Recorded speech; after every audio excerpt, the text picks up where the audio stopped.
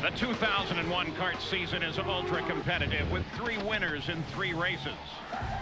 The youngest winner in Champ Car history. And a tie atop the point standings. Defending Japan winner Michael Andretti looks to become the 4th different winner this season. While the series lap lead leader Kenny Brack continues to pursue his first kart win. The Champ Cars are ready for 201 laps on the twin ring Motegi.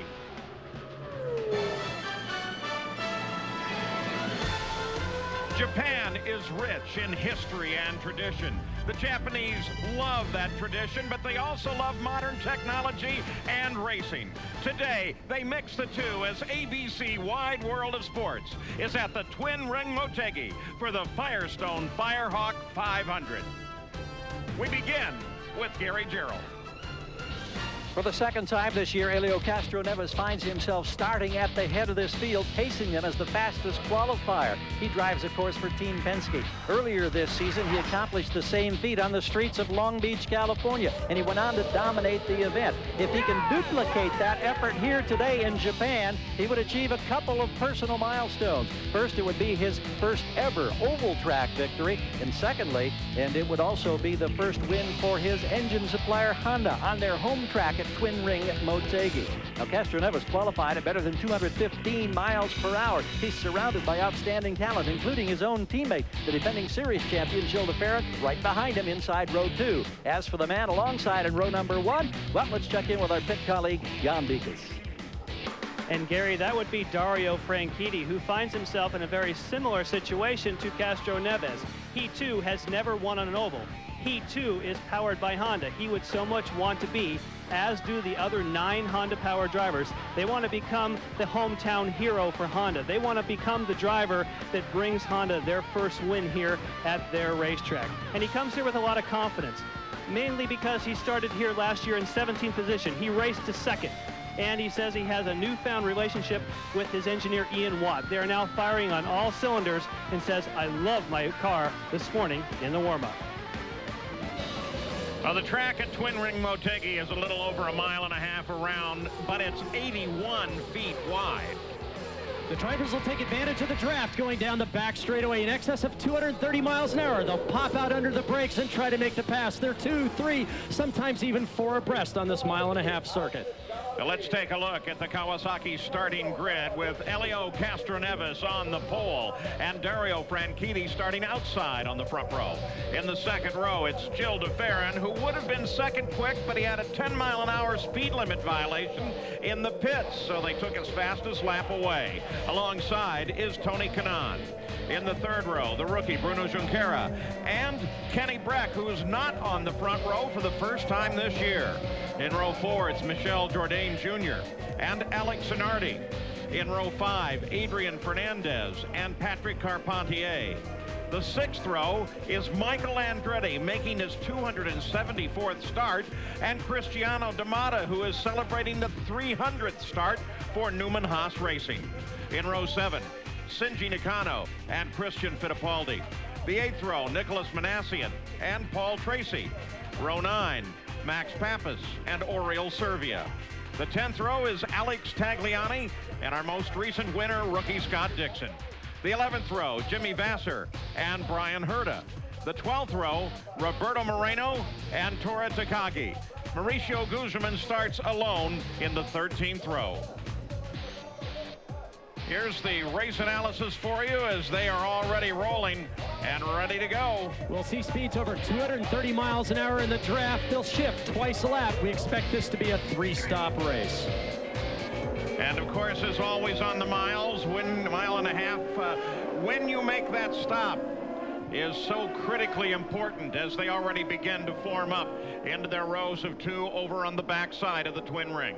2 drivers to watch that had problems in qualifying. Paul Tracy in 16th and Brian Herta down in 22nd. We expect them to come through the pack very quickly. Also Michael Andretti, as we noted, Stevis, along with Dario Franchitti, brings the field off of the fast last turn. They go green. I'm a little surprised they went green with that one. Castroneves was well over and in the lead as they came across the line. Franchitti drops into second place. We see Kanaan and de Ferran side by side through 2 and 3. Whoa! Car in trouble. That would be Junqueira. A second car spinning. And so on the backstretch of the very first lap, we already have a couple of situations, though it looked like everybody got away mostly clean. Yeah, it looks like terminal damage there to the right front of Bruno's car, and there's Cristiano D'Amato we saw spinning across the inside coming off of turn 2. And consider the impact on the championship. Cristiano D'Amato comes into this race tied with Paul Tracy in the championship points battle. Damage on that car certainly means that the day is over.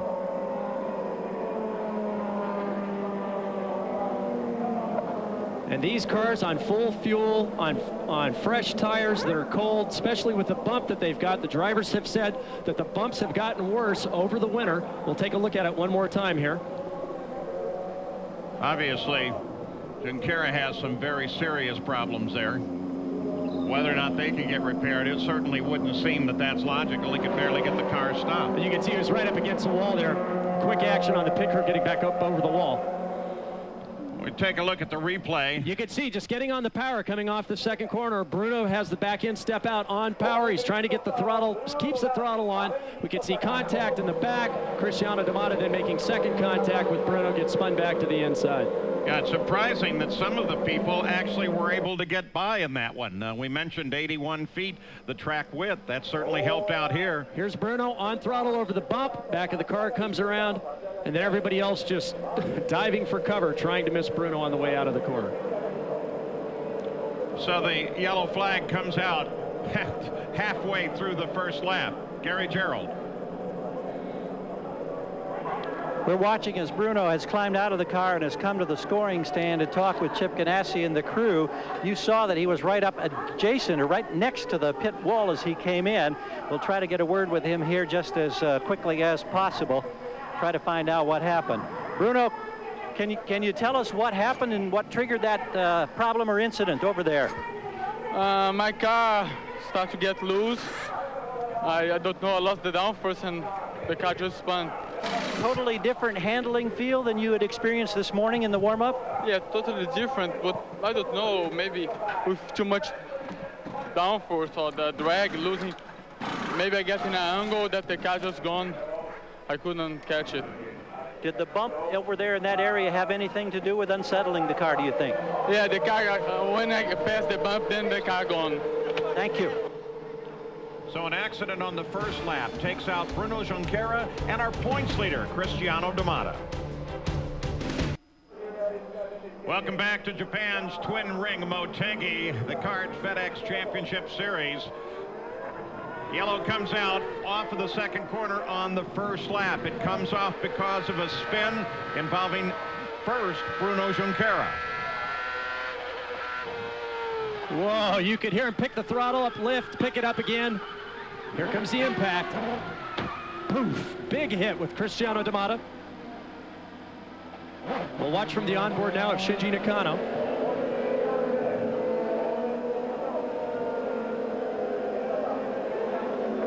Going low was obviously the right decision for Shinji. Plays it just right. All those hours of video game have paid off there. As we anticipate the green flag as they come across the line next time by, Gil DeFerrin lost 2 positions just on that short distance on the start. Brian Herta went from 22nd to 17th, and Paul Tracy came forward 2 positions as well. Picks up. Green flag is out. Here we go again. Coming single file and with the advantage of acceleration on the backstretch, Elio Castroneves pulls a bit away from Dario Franchitti. Oh, 2 come side by side into the corner there. Tony Kanaan sits in 3rd. Then Kenny Breck.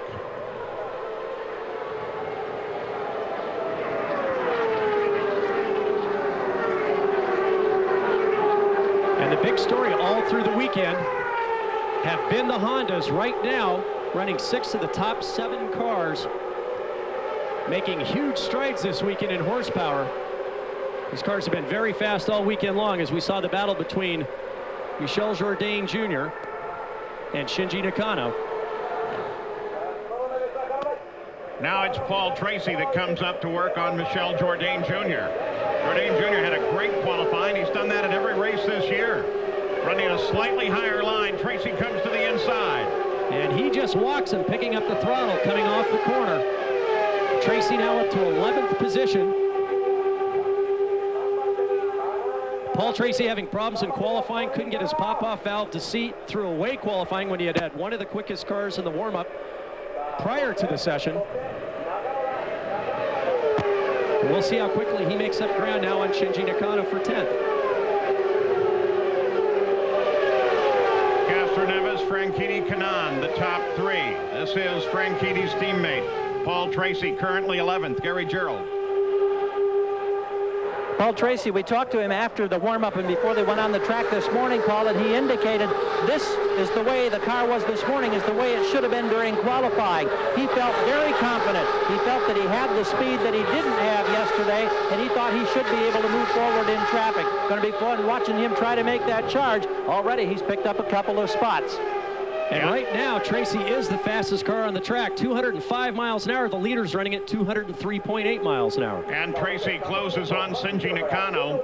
It'll be Andretti and Carpentier just ahead of Nakano as Tracy now begins to work into traffic.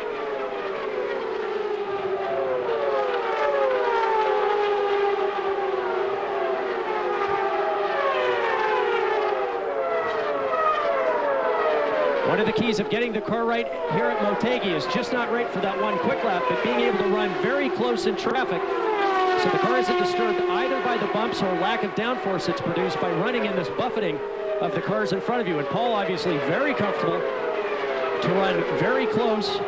He doesn't have to worry about timing, trying to set up a slingshot down the back straightaway. He just runs as hard as he can, takes advantage of the driver in front of him whenever the opportunity occurs.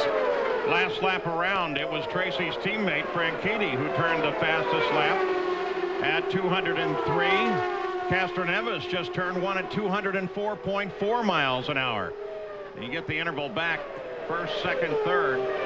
That's Castroneves there on the left, followed by Franchitti, and then Tony Kanaan is fairly close on to Franchitti. There's Franchitti and Kanaan. Kenny Breck comes into the picture just behind them in fourth place. Castroneves now setting a torrid pace. Again, the fastest on the last lap. Oh, Kanaan picks up the speed. Kanaan turned the last lap at 2:04.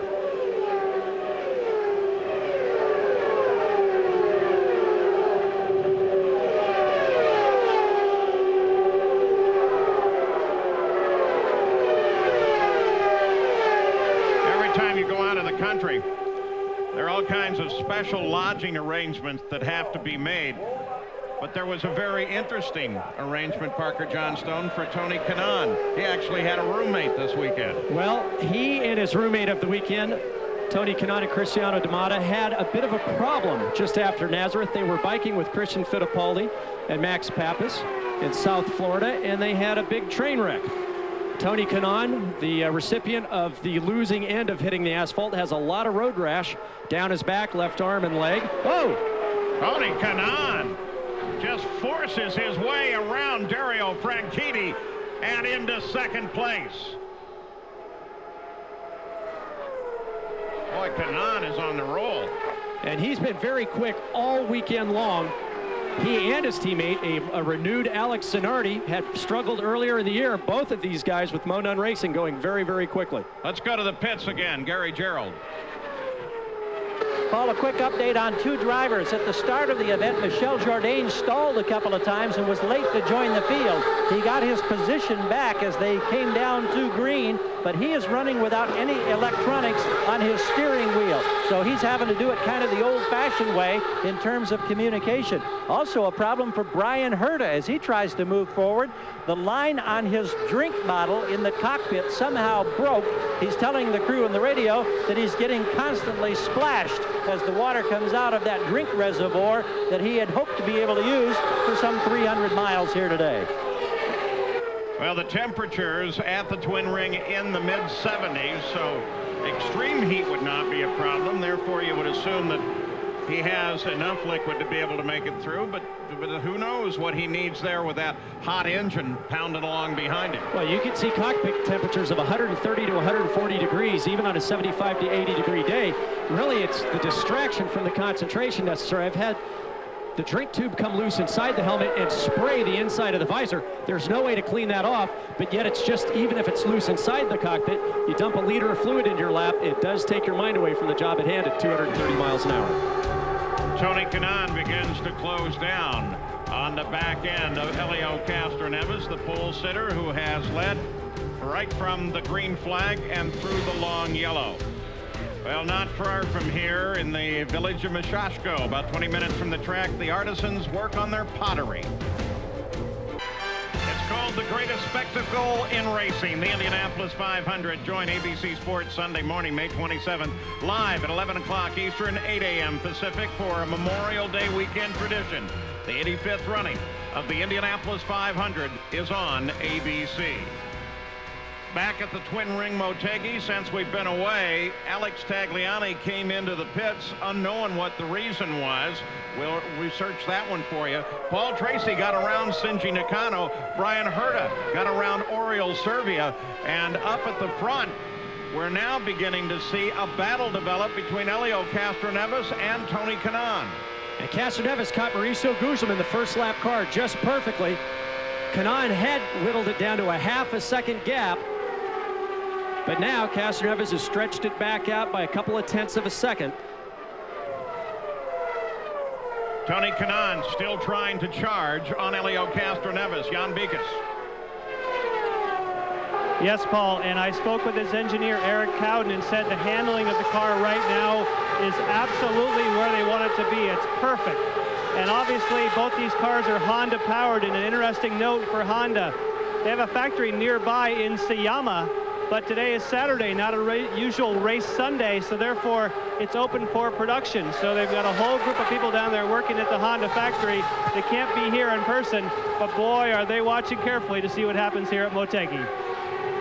Traffic ahead. Now comes the fun part. Alex Tagliani came back out onto the course. The observers are now monitoring his car. It may be showing some smoke or some oil spray. We'll keep you in touch.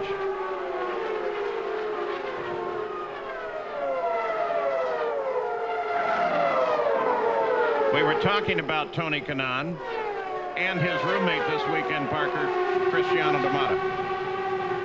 Michael Andretti in trouble. Slows down, but then he appears to pick the speed back up. Well, there have been a lot of gearbox problems during the course of the weekend. It's hard to tell if he's having a problem finding a gear or if it's an engine problem. We don't see any smoke from the back of the car. Gary Gerald. Problem for Michael Andretti was that the car popped out of gear. He tried to get it back in, and we're on the run trying to get to his pits. The crew has just gone over the wall, and we anticipate Michael will be here within a few moments.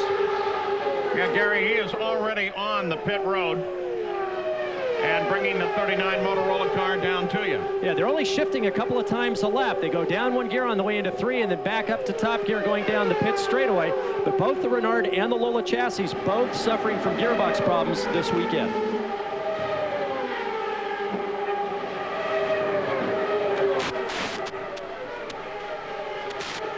Pretty casual approach to that car.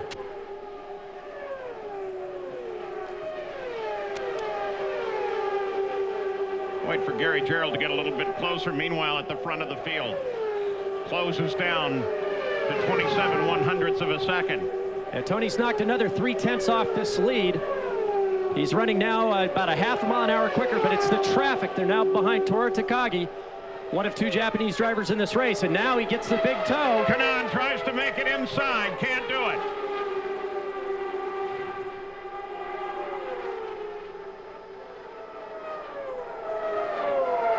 And now Dario Franchitti, who was almost 2 seconds back, has closed up right behind Tony Kanaan.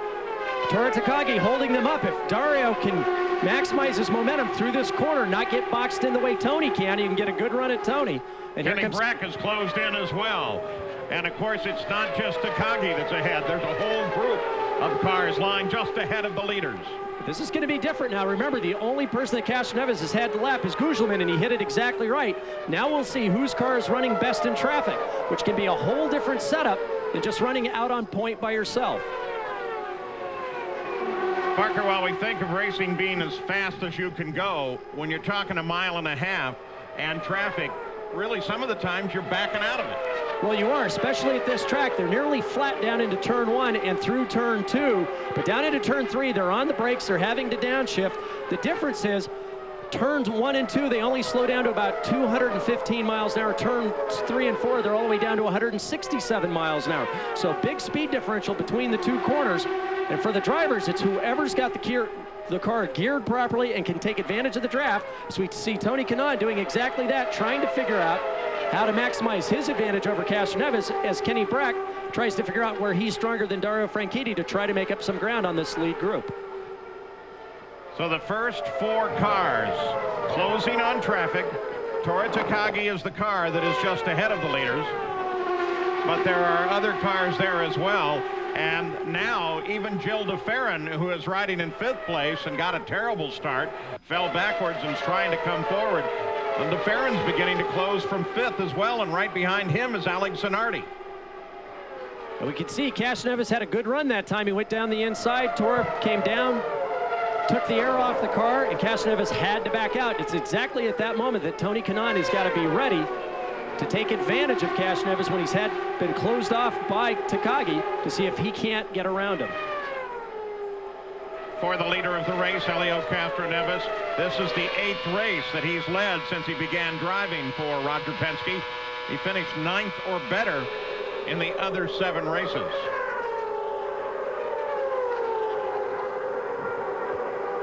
He can get up there, but he can't really get around him. So Helio Castroneves is working on his 42nd lap at the Twin Ring in Motegi and moves out trying to get around. Looks like he was going to get past 3 as Michael Andretti steps out of the car. Michael's day is done. A long trip all the way to Japan for very little result for Michael Andretti. So there they are, the top 6, 41 laps of the 201 are complete. We'll be back after this message and a word from our ABC stations. But he is not leading Tony Kanaan by much. Just as we were going away, you saw that they got around Tora Takagi, and the front 4 all have stayed closely together, though. They were able to maneuver almost as a group. Alex Tagliani had a further problem and has pulled off of the race course in the last few seconds. And once Castroneves got that hole open with Tora Takagi, as you said, this whole group came through. Now all of them turning 201, 202 mile an hour laps. Kenny Brack, the fastest man on the track now at 204 miles an hour. But it's Alex Zanardi who's been consistently turning laps in the 204, 205 mile an hour range. He and Gilles DeFerrin will be joining this fight in just a few laps. With Michael Andretti out of the race, here's a stat that I'm sure Michael is not very happy with. In going all the way back through last year, Michael has DNF'd in 7 of the last 11 races. Gary Gerald. Michael, I know this was gearbox related. What happened? Could you not upshift or downshift? When I went to downshift, I couldn't get it into 5th gear, and then I finally found a gear. And then when I went down into turn 3 again, and it just popped out of gear, and then I couldn't find any gears again, and so something broke in the gearbox. Prior to that happening, how were conditions today, and was the car better? Because I know you were disappointed in qualifying. The Motorola car was awesome. I mean, I think we were just buying our time waiting for traffic, and then I think we were going to start to move up because the car was actually pretty perfect. Thank you. Well, now we're beginning to look at cars starting to turn for pit road.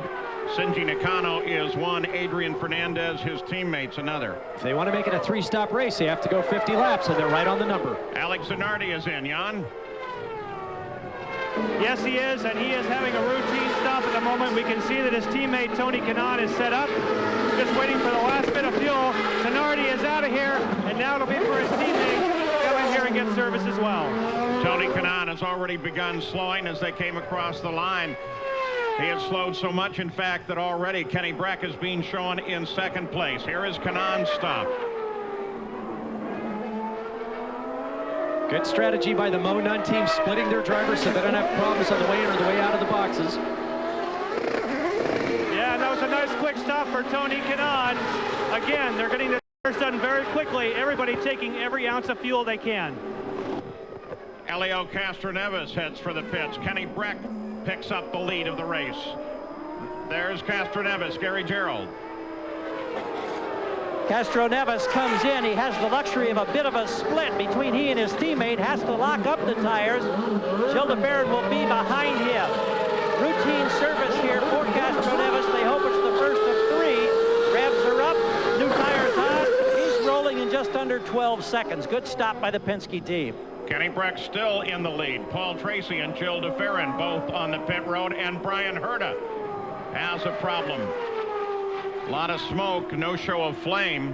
Who knows?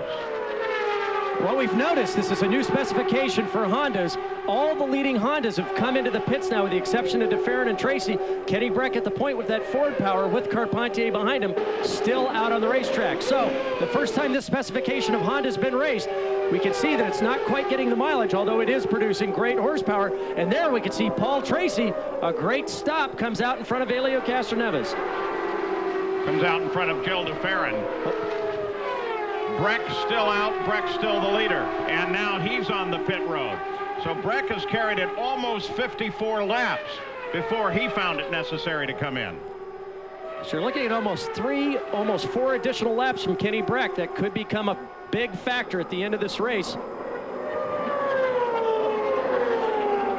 Kenny Breck still looking for his first win in the CART FedEx Championship Series. Former winner of the Indianapolis 500. Gary?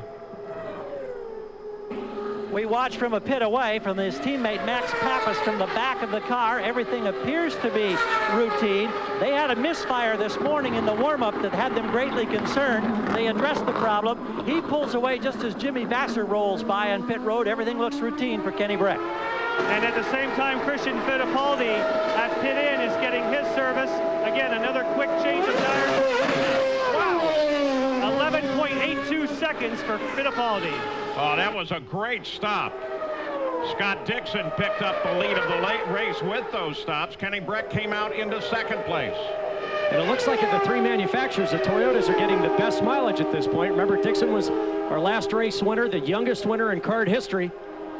And now we'll see how this all shakes out as they pick up a draft. Going around the outside, it looks like Jimmy Vasser there. Dixon, Castroneves, Breck, Kanaan, Paul Tracy. Those are the top 5. And here comes Dixon in for his stop. He'll be making this stop on his 56th lap. Boy, he gets the mileage award. There's no doubt Scott about Dixon is going to also get the same type of service. We're going to be waiting to see if they make any wing changes here. And in fact, they do. Stick a whole bunch of wing out of the front of the car for Scott Dixon, meaning that thing was probably getting a bit on the loose side. Boy, these teams have really been performing quickly here on pit road today. Have seen very few mistakes. And so with that stop, Elio Castroneves picks the lead back up. Now Dixon stopped during that early yellow, so that was actually his second stop of the day. And look at this. Vasser's in there. And he's trying to battle a little bit, even though he is he's a lap down right now. He's trying to get that lap back. With that round of pit stops, look where Paul Tracy ended up in 3rd place. Great pit work by Team Cool Green. Remember, Paul Tracy started way down the list in 16th place. On lap 58, he's now up to 3rd. Jan Biekes. Cristiano D'Amata has now made his way to pit road. Did you get hit from behind in that accident on the first lap? Yeah, I couldn't see whoever it was. Somebody told me it was Max. I haven't had a chance to see the tape yet. But everybody started to slow down for the Junqueira accident, and probably Max didn't see if it was him. Is it a case on the start of a race you have to be very careful because of those tire temperatures? Did you also have a bit of a loose car at the start of the race? Was your car also loose? Well, I'm not sure what happened to him. In my case, everything was fine. We were actually quite heavy on downforce. Everything was under control. It's just somebody hits you from behind, there's nothing you can do. And as a championship point leader, not the kind of day you were hoping for.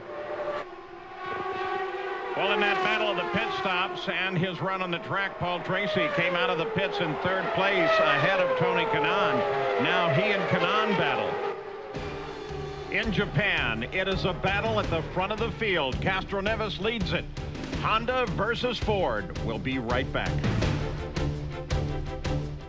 Paul Page with Parker Johnstone at the Twin Ring Motegi as the Kart FedEx Championship Series continues action. Helio Castroneves is in the lead. Paul Tracy now into 2nd place. Kenny Breck back to 3rd. Tracy makes his move getting around Vassar. And Vassar is back a lap down, running in 13th place. That was a big move when he went down. Jimmy didn't leave him much room, but now watch Tracy. A very similar move going underneath Kenny Breck. Kenny leaves him just enough room. Tracy takes advantage of the opportunity and makes a very nice, clean pass. First set of stops all complete now. And already an interesting split in the strategy, with some cars, perhaps most notably that of Dixon, stopping for fuel during the early yellow. The yellow came out halfway down the backstretch of the first lap. Tracy picked up another 0.2 of a second on the leader on that lap on Castroneves. Remember last year, his teammate, Dario Franchitti, went from 17th to 2nd. This year, Tracy started in 16th.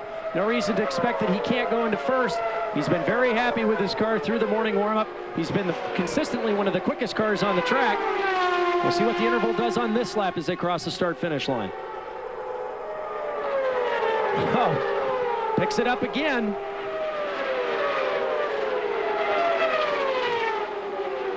We now watch Dario Franchitti working on Jimmy Vassar. Franchitti sits back in 5th place. Brian Herta, you saw the smoke pouring out of his car and him climbing out. Gary Gerald, what happened? Brian, what was the problem? We saw all the smoke. What happened? Yeah, the header broke, you know, so if it wasn't for bad luck this year, so far we wouldn't have any at all, but, you know, we've had good cars in the race, and we didn't qualify that well here, but we had a good car in the race, and we were moving forward, so, you know, I guess we'll take that and, you know, say we'll get them next week, but I guess in 2 weeks out of Milwaukee. We had the early report that you had a problem with your water bottle. How did that work out? Yeah, right after the start there, the hose came off. My drink bottle, my helmet was just kind of filling the car up with water, so I tucked it under my leg and just went. Thank you, Paul. And it would be just like going if you did that. Take a look at this fight for the lead. Castroneves, Tracy, Breck, and Kanaan. And this all right group, together. This group, Paul, of Castroneves, Tracy, Breck, Kanaan, Franchitti, DeFerrin are all within just over 3 seconds of one another. And then there's another big gap back to the next group of cars, which includes Zanardi, Fernandez, Nakano, Jourdain, Fittipaldi, Pappas. They've lapped everyone now through 13th place, coming up behind Max Pappas. Paul Tracy's going to want to try to set this pass up so they can take advantage of the draft off of Castroneves, hoping that Castroneves, oh, look, there's a problem with Tracy. Tracy gets way off to the right side, slows and falls back. He's trying to get down off the line as his teammate goes around him. Once again, I wonder if it's a shifting problem. Remember, they only shift 2 times a lap, but the problem here is, Paul, that as you're heading down into turn 3 at over 130 miles an hour, it's got to be a very gentle blip of the throttle in order to engage those gears. I think the drivers are over-revving and hurting the dog rings on the downshift. Gary Gerald. Paul Tracy had just been on the radio prior to that complaining that he had too much understeer. Obviously, the balance of the car not to his liking, and it almost cost him. Yeah, but this is something much bigger than that, Paul, because we know that Paul Tracy can hold on to just about anything. He's got a mechanical problem with the car exceeding any sort of handling problem. Yeah, totally off of the pace now. You saw that near miss as Jimmy Vassar came around and had to go high while Castroneves went low. This, of course, brings Kenny Breck into 2nd place. That's Max Pappas just ahead of them. And Tony Kanaan sits back there in 3rd. Jan Beekes. The answer to Paul Tracy's situation is just as Parker had surmised. It is a gearbox-related problem. He is called to the pits and said he cannot find any gears. John Anderson here making the motion with his wrist. We don't have any gears in the gearbox. Paul Tracy, boy, he was hoping for a big one today. You know, there are racetracks that I would understand that on. the smoothness of the twin ring Motegi would not really be one of them. But as I said, the problem here is that you're only downshifting a few hundred RPM going into turn 3. You don't have the big rev change that you do on a normal road course. So what's happening is I think the drivers are over-revving, they're damaging the dog rings going down into the next lower gear, and then because it's a sequential gearbox, it's not like they can select 4th, 3rd, or any other gear. There is nothing left. If they can't get to 5th, they can't get to any of the other gears. Paul Tracy is in. Jan Beekes, you're right there. Yes, there's a lot of smoke at the back of the car. Paul Tracy climbing out. And of course, if it's gearbox related and you have smoke, to me that means you have broken gears, and so that's a much more serious situation than just something small that they could fix on pit road. Back watching the leader now. Castroneves with Breck, Kanaan, and Franchitti right behind him. Our thanks to our colleagues from Nippon Television for their support in the coverage here this weekend.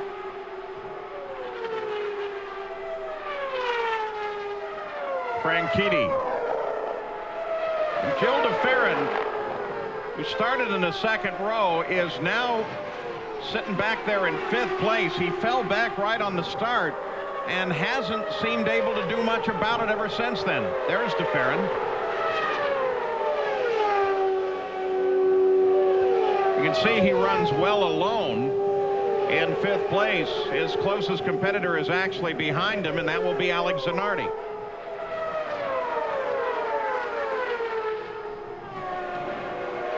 Paul Tracy out of the car now, settled down a little. He's with Jan Beekes.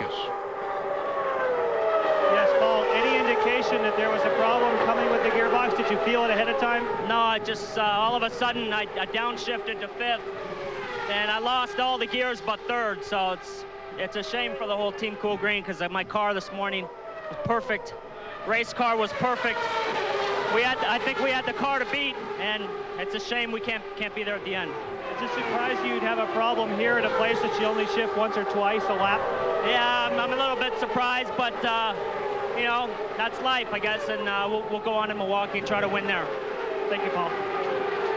So, gears for Tracy. His teammate Franchitti is sitting in 4th place right now. So you have a little time bomb ticking at the back of the car. Well, it's Honda, Ford, Honda, the top 3 in the Firestone Firehawk 500.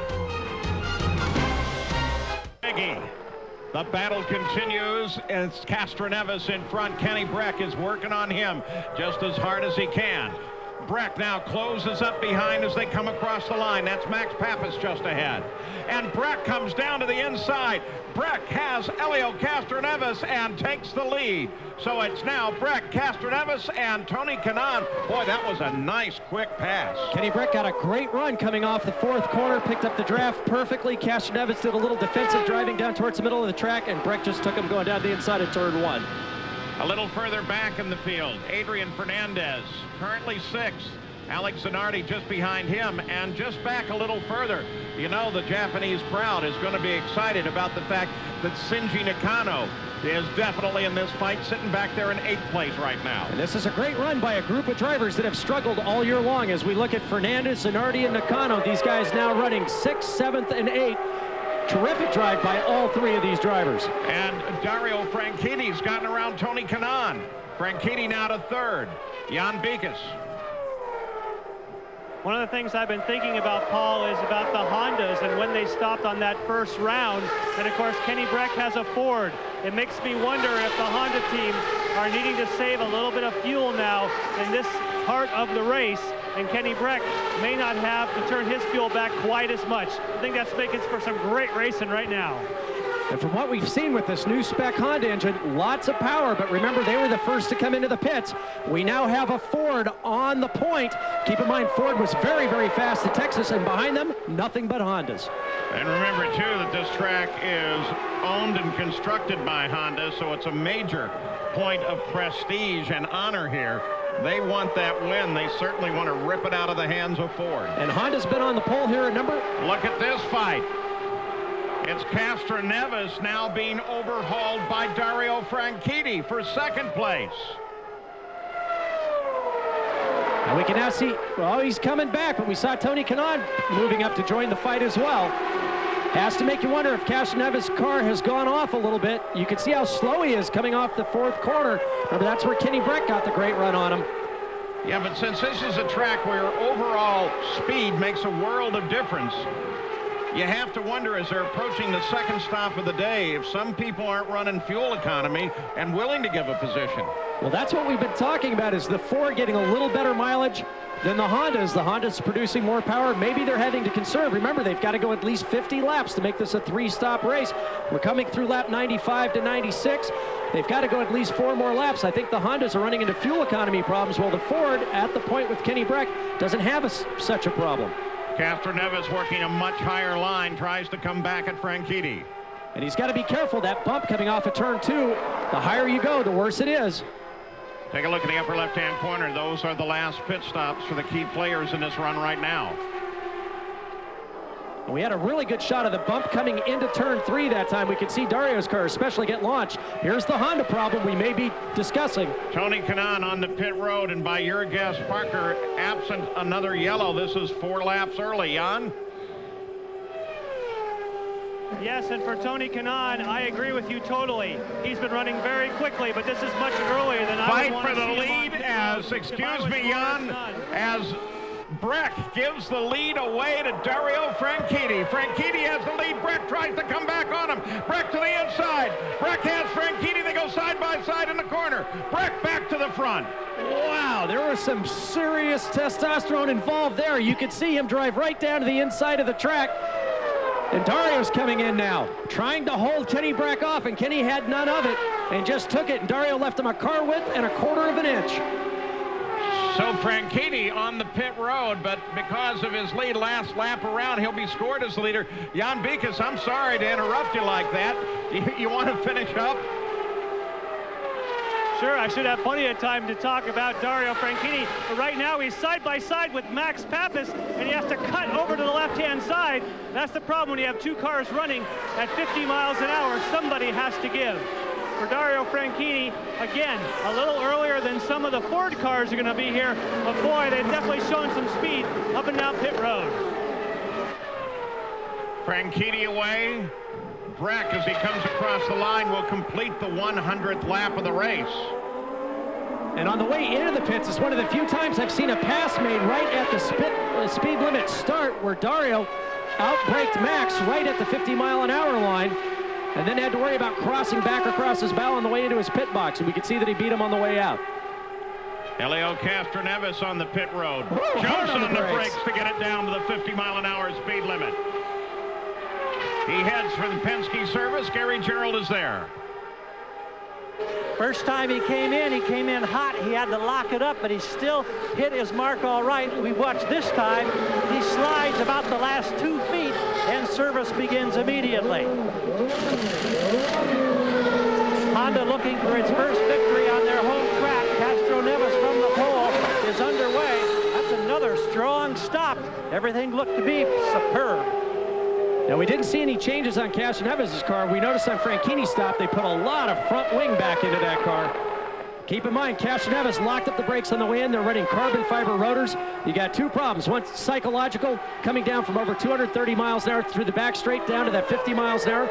Also, mechanically, trying to get those carbon fiber brakes heated up enough so that as you come down the pit road, you can also make the adjustment from the asphalt onto the cement. There's a big difference in friction so that you can try to hit those marks exactly right. It's very, very tough to do. Jill DeFerrin in from 2nd place. Back to Gary Gerald. We're about 5 pits up the street. We were headed for Kenny Breck when we heard that DeFerrin was coming in. Service for Gilles at this point. He takes the tear-off away. They do make a wing change up front on each side, look like a half turn. Problem at the right rear momentarily. He's gone. So 2 smooth stops for the Penske team, waiting for Kenny Breck, who has now gone 104 laps and finally turns for the pit road. And that's exactly what he needed to do. He's found the perfect balance of speed and fuel economy. All he has to do is make sure that he hits his marks exactly right, does not break the pit speed limit. Now look how hard he's charging in. On the sprint now to move from Penske over to Rahal Racing. Gary Gerald is waiting for Kenny Breck. along with the crew. Wouldn't it be something if this young man who had that great streak of starting in the front row at the first events this year, broken, starting a little further back today, if he could get his first win. We anticipate one little change on the front wing. Fresh Firestones on, Elf Fuel going in. There's the change on the front wing. Listen to him on the limiter. Oh, they've got a problem on the right rear. Now it comes down and he gets away. It's a 15-second stop. Well, Breck seems to go so well right up until he has to get pit service. It's bit him again. Ran the stop about 3 seconds long. Looked like the problem was on the right rear. Christian Fittipaldi picked up the lead for a single lap.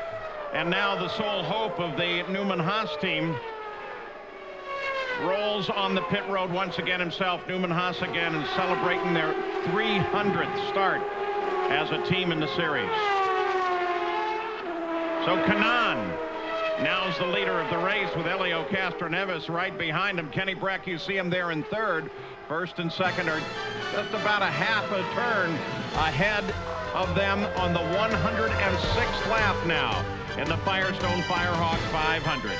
We'll be back after this message and a word from our ABC stations. It focuses on Michael Andretti making his qualifying attempt for this month's Indianapolis 500. His Saturday speed of 220.747 wasn't going to cut it, so he withdrew the car. And then Andretti requalified on Sunday at 223.441, putting him 26th in the starting field. Here's how the rest of the kart gang did in the first weekend of qualifying for the Indianapolis 500. Of course, qualifying continues at Indianapolis. Bump day. Plenty of coverage across the ABC networks. ABC, ESPN, and ESPN2. For more, log on to ESPN.com. Well, back at the Twin Ring Motegi, it's Tony Kanaan that is the leader. Helio Castroneves in second place. Kenny Breck is in third. But the whole game now is when you do your next pit stop and how well you do it. Kenny Breck is in third in part because on the last pit stop, they had a faltering problem on the right rear. Kenny hits his marks. Keep your eye on the right rear tire man. Gets the tire on, starts to spin the nut on, but has a problem. They dropped the car too soon. The car comes off the stub axle. Now it's spinning. He's not on the brake. He's back on the brake. They get the wheel nut on. 3 extra seconds. But Kenny Breck right now back in third, but is catching up to Castroneves at about a 1/10 of a second a lap. On the track, it appears that Breck has, for the most part, made that up, and I'm not so sure, no matter what they had done in the pits, if he would have been able to come out ahead of Castroneves, but it would have been close.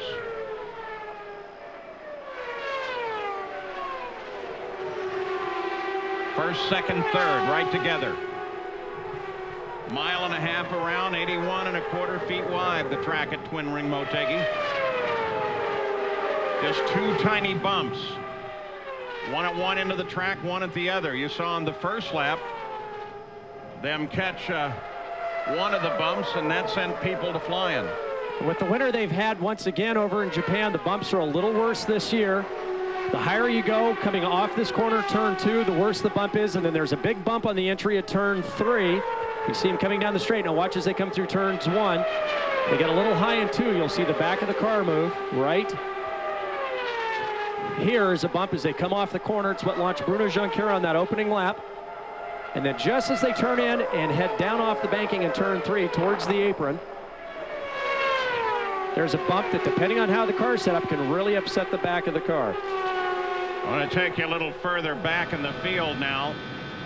Adrian Fernandez, 2-time winner here, currently runs in 7th place.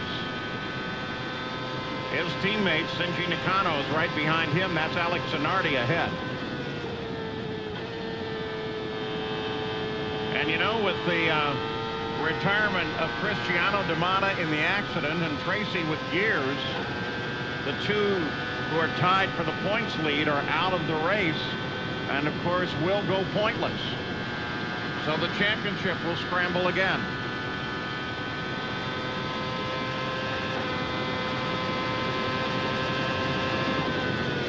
There, you can see the big bump coming down over those patches on the way into 3. Really didn't see the bump much going through turn 2 on that last lap. Fernandez Racing Team obviously has this car working well over the bumps.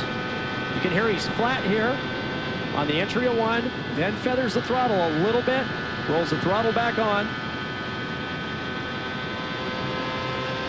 That's Zanardi up ahead. You can see him pick up the draft here, over 230 miles an hour.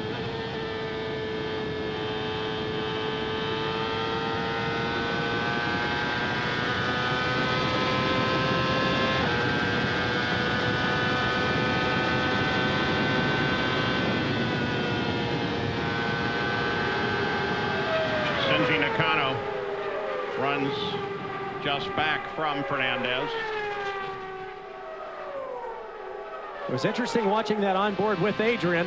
A little different strategy there. They're going down 2 gears. You could see Shinji doing the same thing. So the 2 teammates making 4 shifts per lap here. Indicative that the race pace is quite a bit slower than qualifying. Also, these engines are tuned to run in a very narrow RPM band. They're only dropping a few miles an hour here, down at about the 215 mile an hour range.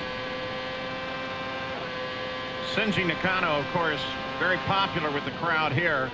That's Moreno that he's trying to move on. Moreno is 13th and a lap down. Wow, you can see how that kills your momentum. Roberto closed the door on him, and look how far back Shinji dropped. But Shinji's also one of the great hopes for Honda.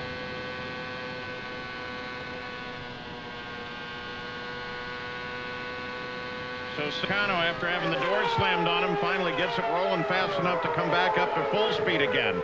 Back at the front, here is Tony Kanaan. Castroneves is right there, so is Kenny Breck. Now they're beginning to close on Shinji Nakano. Dario Franchitti has gotten around Gilles de Ferran.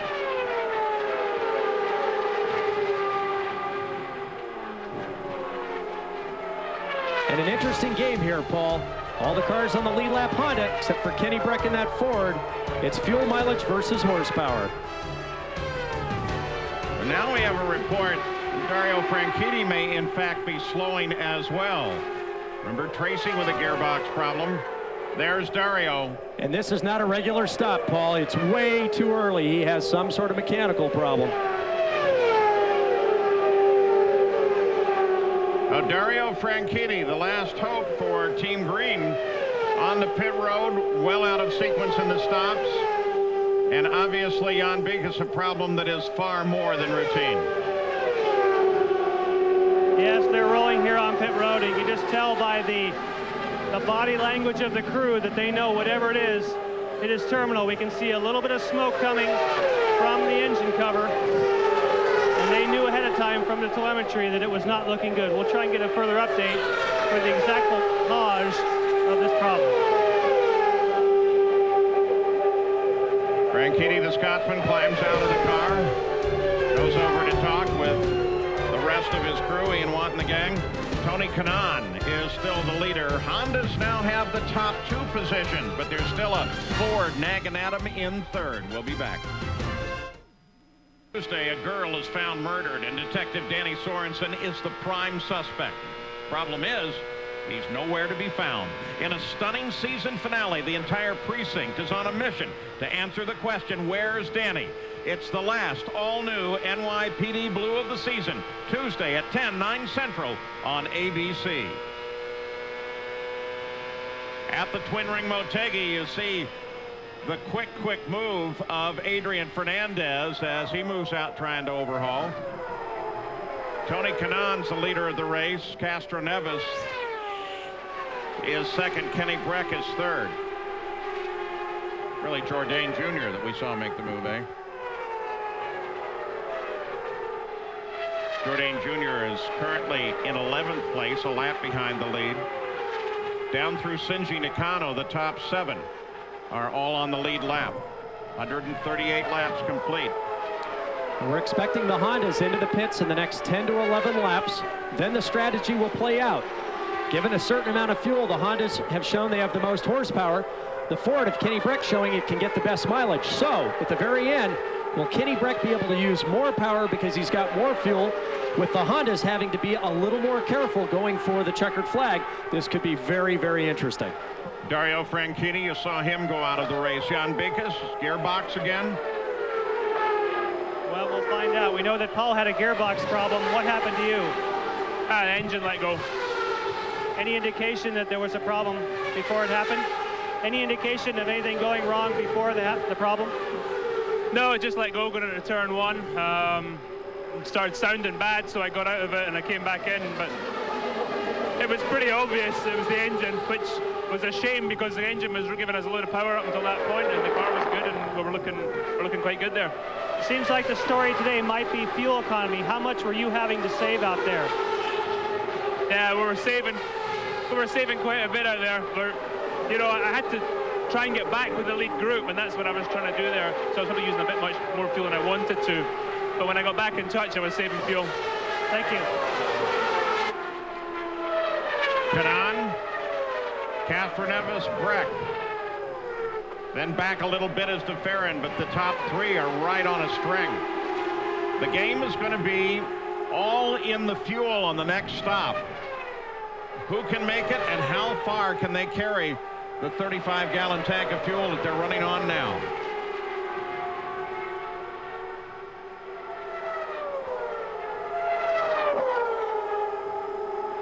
And this brings in the team aspect once again, because remember, Kenny Breck knocked out of the front by having a problem in the pits. The teamwork in the pits has to be absolutely perfect. Here's Alex Zanardi in from 5th place on the 143rd lap. And that's way early, Paul. The only way that these Hondas are going to make it to the end now is if they have a full course yellow. Adrian Fernandez in. Again, 143rd lap. That right there may tell you a great deal about the whole Honda story. Ford has won here every year. The Hondas desperately want to win at Honda's home track. They produce these great engines. Ironically, Dario Franchitti has the first one to go after running an exclusive test after Nazareth for this new specification Honda engine.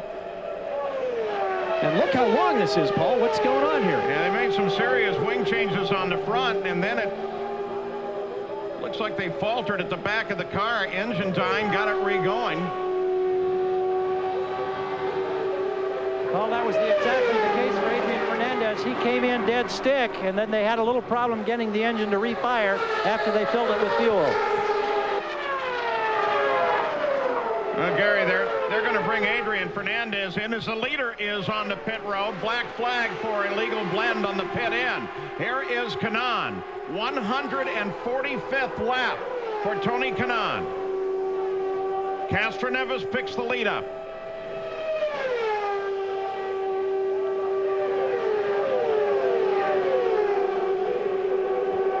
Well, there's what you've been talking Tony about. Kanan stops it right on the marks.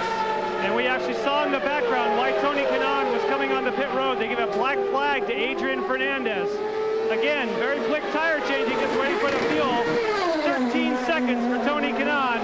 But like Parker said, I think unless we have a full course caution, he'll be back here again. So Tony Kanan out of the lead makes his stop. Wait to see how far Elio Castroneves, now the leader, can carry it. But perhaps most important of all is when will Kenny Breck make his stop? Well, Kenny Breck has got at least a couple of laps on everyone in the bank. And this is going to be very interesting. The Penske's have been able to go farther than any of the other Hondas. I think their chassis are a little better aerodynamically than the other Renards. Probably equal with the Lolas at this point on the ovals. So they're not running as much drag. They can be a little bit more conservative with fuel and still produce excellent lap times. Breck being bracketed by the teammates of Castroneves and DeFerrin. Adrian Fernandez has served his penalty. You know, when you think about it, Parker, the Penske car is bracketing Breck. If you're Penske, do you switch a strategy now with one of them? I mean, you have 3 cars right now on the lead lap. DeFerrin is the last of those 3. Why not back him out completely until he gets a little bit ahead of Fittipaldi? Well, and right now, DeFerrin does have 2 more laps over Castroneves. He's managed to put in 2 more laps since the last pit stops combined. So they can go a little different, make sure that they split them on the way in to let the crews absolutely focus on their one car. They do have that break in the pit wall, so they don't have to worry about getting boxed in necessarily. And here comes Castroneves. Castroneves, 150th lap to the pit road and fuel. Kenny Breck picks up the lead. So the first of the two Penske cars make their stop. This is going to get real interesting on DeFerrin, isn't it? Well, the race is right here now. Gary Gerald. Castroneves comes in. This time he slides only about a foot. Right on target. DeFerrin will be in probably on the next lap. You're still going to have to go 53 laps on this tank of fuel in order to make the distance. They get every bit in, and in 11.5 seconds, he's gone. Now they get ready for DeFerrin right behind him. So waiting for the arrival of Jill DeFerrin, there's Kenny Breck. Breck is the new leader. That's Zanardi just ahead of him. Breck's now gone 47 laps since his last stop. Make that 48. And here is Jill DeFerrin as he slows down to the 50-mile-an-hour speed limit. So this on the 153rd lap. Right on the edge of that window, I would think, for DeFerrin. Absolutely, and I think... Gary? DeFerrin is in. Roger Penske talking from the wall.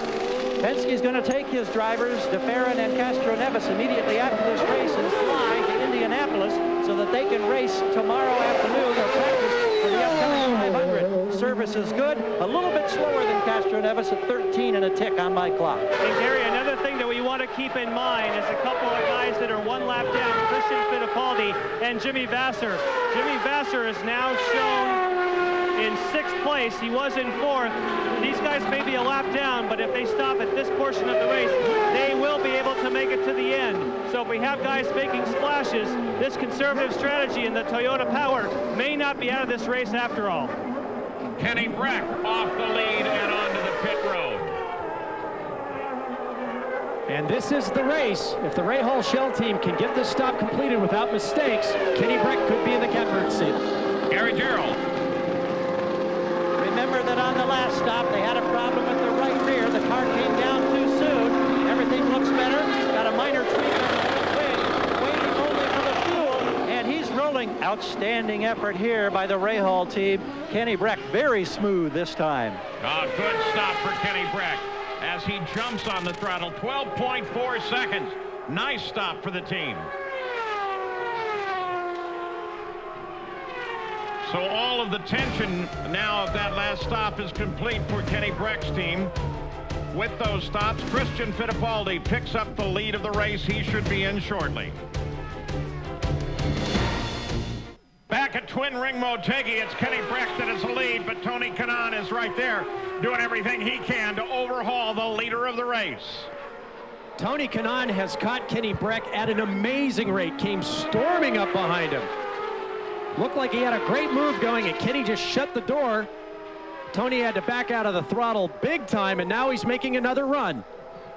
Castroneves and DeFerrin, the two Penske cars, are 3rd and 4th. Last lap around at 206 miles an hour, Alex Zanardi was the quickest. Fastest lap of the race has been Shinji Nakano at 207.8. The leader's been regularly running about 204. Now this is interesting. Tony caught Kenny very, very quickly and now has fallen back about 0.6 of a second.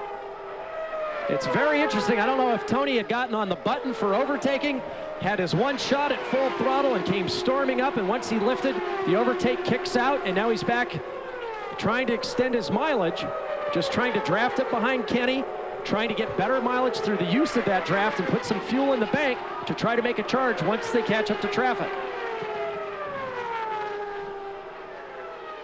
Tony Kanaan, of course, benefited from fuel mileage against Max Pappas 2 years ago at the Michigan 500, where Pappas ran out of fuel right the last second of the race. Now he has to figure out how to hold enough fuel in that car to make it to the 201st lap and get around Kenny Breck in the process. Here he comes. He closes in. Breck is a little faster off the corner.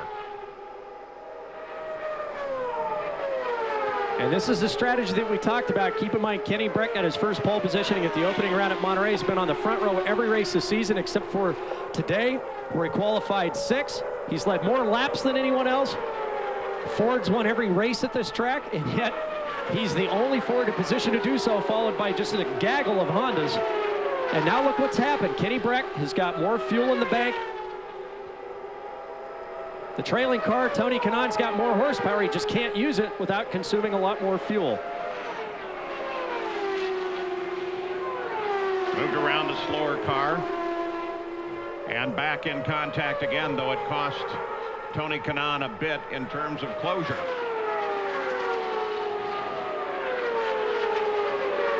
Both the Penske cars are running substantially slower the last couple of laps, in part due to traffic, but also one would assume that they've backed off a bit. They've been running in the mid-190s the last couple of laps. And Zanardi this last lap is the fastest car on the track at 204.4 miles an hour, gaining ground on DeFerrin. So we'll have to see now if the Penske cars now bring the speed back up as they work their way through traffic.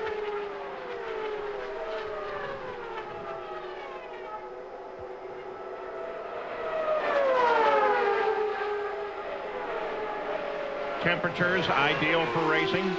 Air temperature in the mid-70s. There was a mild threat of rain in the area this morning, but we've had no indication of any moisture moving into the area. Adrian Fernandez now being shown as out of the race. We mentioned that he had to serve a penalty, and shortly thereafter he brought her back in. We'll try and find out what was the cause of failure for Adrian Fernandez. 15 cars are still in competition of those who started today. Let's get an update from Jan Beekes. Yes, on Tony Kanaan, it's just as Parker had thought, in that the team had radioed to him and tell him to use the button so that he could get close enough in behind Kenny Breck, because they will not make it on fuel unless he can get it and take advantage of the draft. So yes, Parker, you're right. He pressed the button, get up there, use fuel, go for it, use that power, now hang back there and hope the Kenny draft can suck you to the finish with enough fuel. Gary Gerald, we mentioned that Adrian Fernandez is out of the race. Some type of an electrical problem has put him behind the wall and back in the paddock area. Meanwhile, his teammate, Shinji Nakano, running in the 6th position, attracting a lot of interest, of course, from the Japanese fans at his home track. At the lead, it's Breck and Kanaan. A little further back, Gil DeFerrin, Alex Zanardi. Fight here is for 4th place. And Zanardi, interesting report on him this week, Parker, that he may be getting his spirit totally back, but an interesting way of showing it. Well, I guess for the first time this year, he's yelling at his engineer, team owner Morris Nunn, to the point where he actually lost his voice. Kind of got the team re-energized. Tony Kanaan said, I think Zanardi's back. He came back the next day to the track, had some of his voice back, and said, I've got just enough to finish yelling at Mo to make sure I get the car exactly the way I want it. And here he is running in 5th place, his best showing so far this year. The 2 Penske cars, DeFerrin, who you see there on the left, and Castroneves just ahead of him, have picked the pace back up after they've run clear of traffic, now running at 203.5 miles an hour. While the leaders, well, Kenny Breck just turned a lap at 204.2. Helio Castroneves is 3rd right now, Gary Gerald, the pole sitter and the early leader. Problem for Helio Castroneves is the fact that he wants to use more fuel, but Tim Cindric has told him on the radio, if you use more fuel, you won't have enough to make it to the end of the race. We asked him if there was a concern, and he says it's only that we're trying to catch the draft. Helio's getting a little frustrated, says that he's having a hard time and that the man in front of him is pulling away. That's Tony Kanaan. Cindric is telling him repeatedly, be cool, we could still get a yellow, relax, Helio. Well, of course, the same questions can be asked about that man, Tony Kanaan. Is he going to be able to maintain this pace, catch and pass Breck? Or will he have to stop for fuel? It's a Ford at the front. But Honda's trying to regain some face at Motegi. We'll be back after this message and a word from our ABC stations. 7 Eastern on ESPN2. Then complete coverage of the final round elimination comes your way Sunday night at 8, again on ESPN2. Alex Zanardi was in just to get a little bit of fuel. It didn't go quite as planned, Jan Beekes. Yes, unfortunately, it was a 29-second stop because he rolled on to pit road without fuel. And that is the risk that you run if you try and cut it too close to the end. If you don't have fuel, not only do you get a splash, but you have to find a way to refire it. It takes a while to work that methanol through the system. And with a 30-second stop, that's just going to kill his chances. But my question would be, with 20 laps to go, why would you cut it so close if you knew you were out of fuel? Well, especially, too, when you weren't really under threat from anybody in the position you were sitting in. Kenny Breck is the leader, and Tony Kanaan and Castroneves, then Gilles de Ferran. Last pit stops occurred on these laps, again for the contenders. Essentially, Breck's got 9 laps more worth of fuel. Castroneves 5 more than Kanaan. The psychological game that's going on here is that Kenny Breck is trying to break Tony Kanaan's will. If he gets out far enough, he'll break that draft. Then Tony's got one of 2 choices, either to lay back and try to conserve fuel to make it to the end, or push and push hard enough to try to get around Kenny or force him into using more fuel than he wants. This psychological game is going all the way through the field. We know that Kenny Breck has got enough to make it to the end. We don't know that about Tony Kanaan, Castroneves, de Ferran, or the rest. So, Tony Kanaan, if he lays back, he can't take advantage of the draft and conserve fuel. So he's got to push hard enough to stay up there. Kenny Breck, he may be feeling cheap and dirty, but if he wins this thing, he won't care. Mac Pappas just earned his fastest lap of the race in 8th place at 205.6. Jan Beekes. And here's the answer to your question. Tony Kanaan is going to be coming onto pit road. So he will not make it to the end. They are going to have to come here on the next lap, Tony Kanaan, to get fuel. So that strategy, they tried it, but no way do they have enough fuel in the tank. So then the question to that strategical question would be, why wouldn't you be on the button all the time using as much fuel as you needed to try to get around Kenny Breck and try to extend your lead as much as possible and hope for a yellow? Well, of course, what you're looking for is the caution. We've only had one. It happened right at the beginning. An unlikely scenario for a mile and a half. And the moment that Tony pits, we're watching now, Castroneves actually just turned a lap at 207.2 miles an hour. Breck at 202, Tony at 200. We should see Breck back off. He's got just over a 5-second lead to Castroneves. It'll be interesting to see what happens. So Tony Kanaan comes in. Alex Zanardi just turned a lap at 208.6, his fastest of the day. Kanaan slows her. Jan Beekes?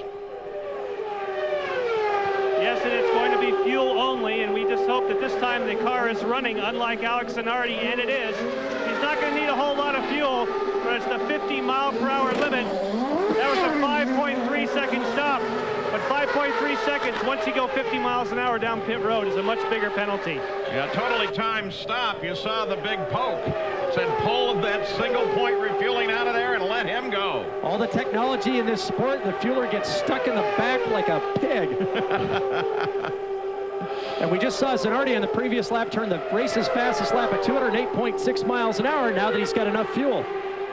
You saw Kenny Breck, you saw Elio Castroneves. There is the interval. It's 4.4 seconds now, first to second. Gary Gerald. I think we've got a tip on the strategy for Team Penske. I believe that they've indicated to Castroneves that he can go full rich, meaning that he'll use the fuel he has, have to come in and make a splash or a stop and go. Gilles de Ferran, his teammate, meanwhile, is now running in 3rd position, has been told to go easy, go easy. Roger Penske believes that they have enough fuel to go the distance. So it looks like a split strategy. We may see Castroneves on pit road. We should see de Ferran stay on the course. The difference being, de Ferran's got 2 more laps worth of fuel from his last stop. So they must be right on the verge of being able to split that strategy. They were just hoping for a yellow, so now the hand's been played out. So now with 190 laps laps complete. Kenny Breck still on point. But what can Castroneves and DeFerrin pull off? We'll be back. On Firehawk 500, the twin ring Motegi. Kenny Breck still the leader. It is assumed that he goes all the way to the finish, which is now only 10 laps away. And Jill DeFerrin, who is in third place, the officials are going to black flag for that trail of smoke at the back of the car. And the fire, I would assume. Well, it's a possibility of fire, yes. That's what the crew is then telling us, that they do have a fire problem. We can't see the car here. Well, it's just a light misting at the back of the car. There's Roger Penske as he looks on, talking, of course, to Jill DeFerrin.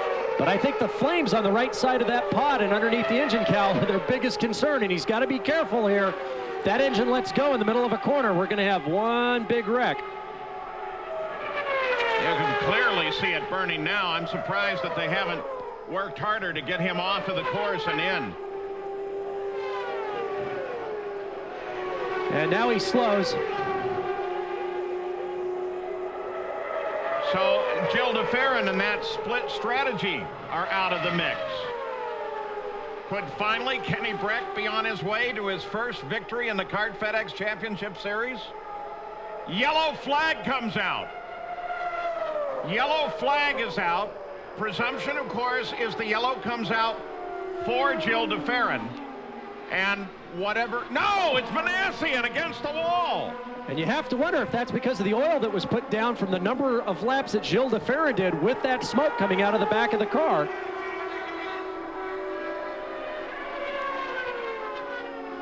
Looks like a pretty hard hit. Over in Kenny Breck's pit, they're going to breathe a little bit easier now with that one, especially if it can carry us all the way to the finish. There's DeFerrin. And I guess the question is, how quickly can they get this cleaned up with only 6 laps remaining? They had a similar accident in Nazareth. It took a very long time before they got it cleaned up. Of course, this kind of track, you get fuel, oil, water from the coolers on the side of the car on the track. You want to make sure that that's all off, so it does take some time to clean up after any incident. Kenny Breck, Ford, the leader, 195 laps complete, 6 to go. The twin ring Motegi moving to the final laps of the race under yellow. Kenny Breck is the leader. Jill DeFerrin came into the pits, climbed out of the car. The safety crew still works with Nicholas Manassian's car. The question now is, can they get this track clean in time for a sprint to the finish? Now, given that scenario, if it is possible, Breck, we all have assumed, has had plenty of fuel to make it to the finish. Castroneves, we had an indication that they would bring him in if it stayed green to the finish and top him off. So the question, Parker, is with this yellow, is he going to be able to make it to the finish, and is he going to be able to mount a charge? Well, they're going to have to really slow down the pace under this full course yellow in order to get it cleaned up in time. And he'll have enough fuel left, Paul, to have a shootout between Breck and Castroneves. So I don't think we're going to have any problem with fuel. We can see Nicholas into the back of the ambulance. Now it's up to the crews to make sure the track's safe. The big question is it took Jill DeFerrin a couple of laps to respond to that black flag as we saw the smoke trailing out of the car. Was that the cause, I must think, for Nicholas Manassian's crash? Well, Nippon Television caught it at the end of the accident as the car was already against the wall and heavily damaged. The good news out of all of this, of course, is that Nico is in the ambulance and climbed in under his own power. Didn't appear to be injured. Jan Beekes. Roberto Moreno is in fuel trouble. They're trying to get him onto pit road. They have to wait for the pits to open, and he is on fumes if he has that. They're hoping maybe they can get him here, get him restarted. They're hoping they don't have another 30-second pit stop like we saw for Zanardi. Actually, they're hoping that he can get here at all. Well, the pits have remained closed till the pace car gathered them up. There's Roberto Moreno. So can Kenny Breck score his first victory, or are they going to get this thing green flagged before the 201st lap? Well, that seems to be the question. Obviously, where they've put the oil dry is way up off the groove where he impacted the wall, so we won't have that problem. Obviously, they're going to have to do a quick track inspection, make sure the track is okay online before they go green. As we watched Roberto Moreno, he's up in top gear. He's clutching it, trying to coast as far as he can. He's got the engine leaned out as far as it possibly can and still run. Be interesting to see if he can get down to the pits so we don't extend this yellow. Well, it's the greatest spectacle in racing, and on Sunday morning, May 27th, ABC Sports invites you to be part of the excitement. Join us for the 85th running of the Indianapolis 500 live at 11 Eastern, 8 a.m. Pacific on ABC. And follow all of the happenings at the track online at ESPN.com, keyword ABC Sports. Gary Gerald. Well, one of the men who's soon to be headed for Indianapolis and hope that he has better fortune there is Gilles de Ferran. How much warning did you have that a problem was developing here? None whatsoever. Everything was fine. You know, we were just worried about doing good mileage to the end, and everything was great, really. And then without warning, you know, Roger, I heard a different note on the engine. Roger called me on the radio and said, bit. So that was it. You came by, did you see the black flag that they knew that there was fire at the back of the car, Gilles? No, I heard Roger call me and that was it. So, yeah. It's unfortunate, but, you know, we were running really well. I have to say the team did a great job. You know, see me and Ellie running together most of the race, and, you know, on to the next one. Well, it could be a blessing for his teammate because with the yellow, he may not have to make that splash for fuel, but whether or not we can get green and whether or not he can challenge Kenny Breck, that's the big decision. I imagine, too, there's going to be a little work. They're going to try to get one lap of green into this race. But there's probably also some negotiating going to go on to try to get a clear sail between Castroneves and Breck. You can see Oriol Servia's car is there. The kart officials are now reporting they are going to get one lap of green flag. Last time that we had first-time winners in consecutive races, 1986. Kevin Cogan won at Phoenix, and then Michael Andretti won at Long Beach. I'll tell you what Kenny's going to do here. We could see him scrubbing his tires. He's working the brakes with his left foot, making sure he's got heat in them. He's going to let this pace car gradually slow away. We can see Jim Swintel giving one lap to go. He's going to let the pace car pull away. He's going to try to start going on and off the throttle to get Oriol Servia directly behind him, who's now back out of this race.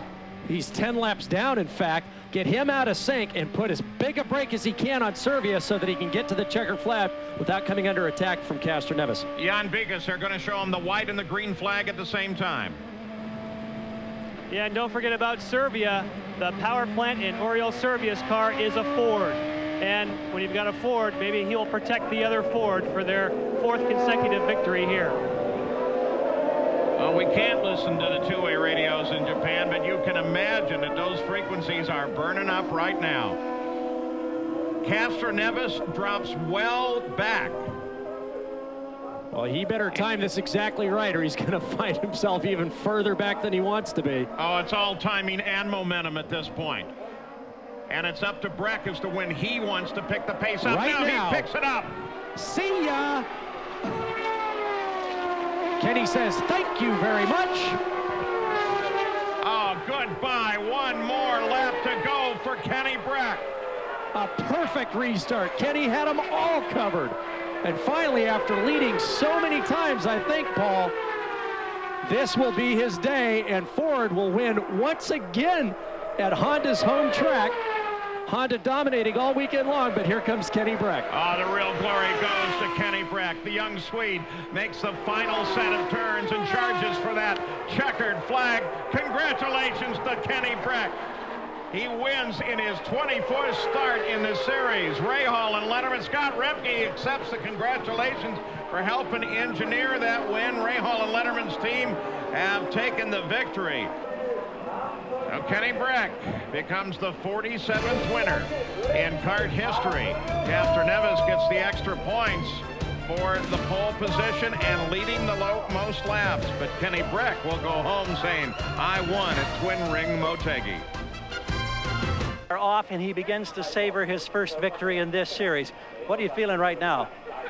Relief, at last. We've been so close so many times, and finally we made it here. So I want to say thank you to the Shell team, to Team Ray Hall, and to Ford and Firestone, everybody that made this win possible. It's a fantastic thing for us, and I hope it's only the first one in many to come. Kenny, what were you thinking in terms of the restart, and how concerned were you that there might be enough time for those Penske cars to come up and challenge?